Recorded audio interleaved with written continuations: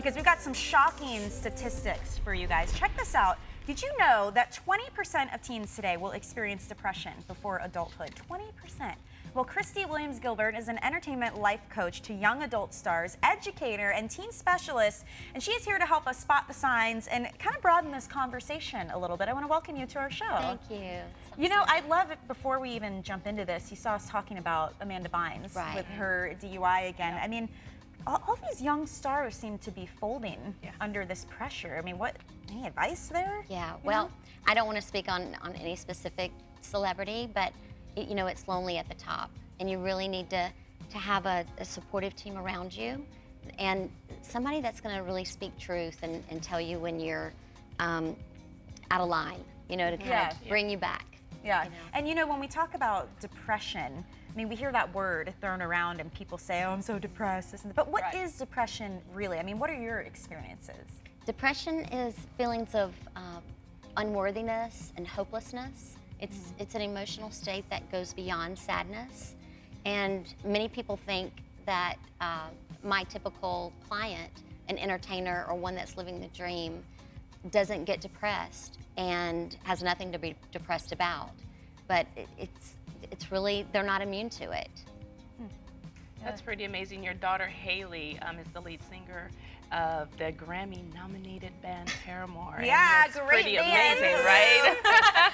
Pretty amazing. But you're able to work with so many entertainers, and I work with young children as well.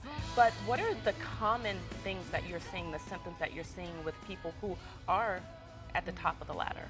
I think it's an overall change in behavior. So you really need to know that person, know your child, know that teen. But a lack of interest in activities that they normally enjoy, withdrawn, isolation.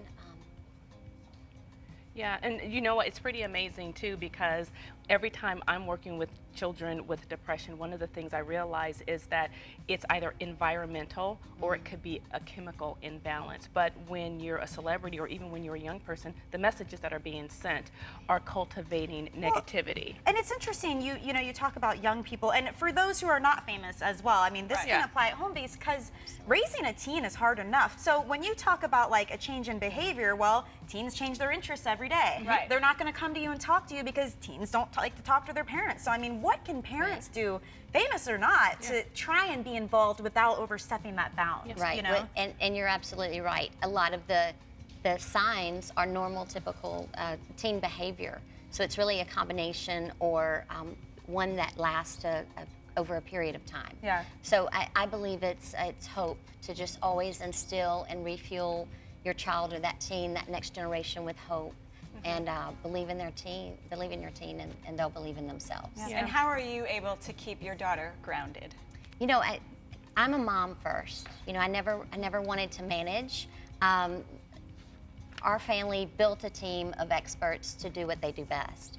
And it's very hard to switch that role of manager and mom. And it's tough to see that happen. You know, there's a lot of families that I work with that the parents are managers, and to switch that role is tough. So you have to know who you are. You have to know the boundaries of parenting and entertainment. I think it's interesting because with depression as well, now what we're starting to see, we're seeing a lot of cutting. And obviously depression is leading to suicide and all of these things. Disorders, eating disorders, substance abuse, all of these things. And then Michelle, I think you asked a really great question. What can parents really look for? Because, you know, the children's behavior vacillates quite a bit.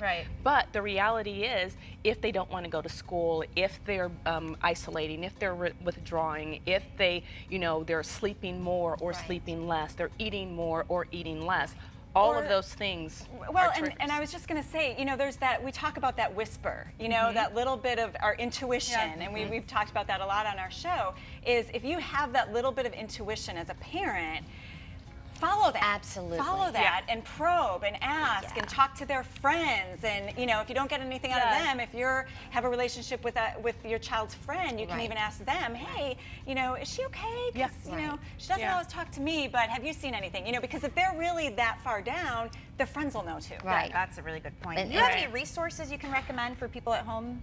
Yeah, there's a great website, and it's teenonline.org. Okay. I believe. Oh, here it is. Teen Line Online. Oh, thank you. There you go. But it's great. It's out of California, and it's trained teens that are there for other teens to talk to them and listen to them and awesome. So it's their peers, so they know I can. It's peer advising. Yeah. Good. Well, thank you so much for being here and joining us. Enjoyed We appreciate it. Parents, keep an eye out, and don't forget, guys, our challenge today: reframe the job. Okay, you don't have to hate it. You can make it work for you. Check out the tips on our Facebook page. Thanks for watching. We'll see you next time.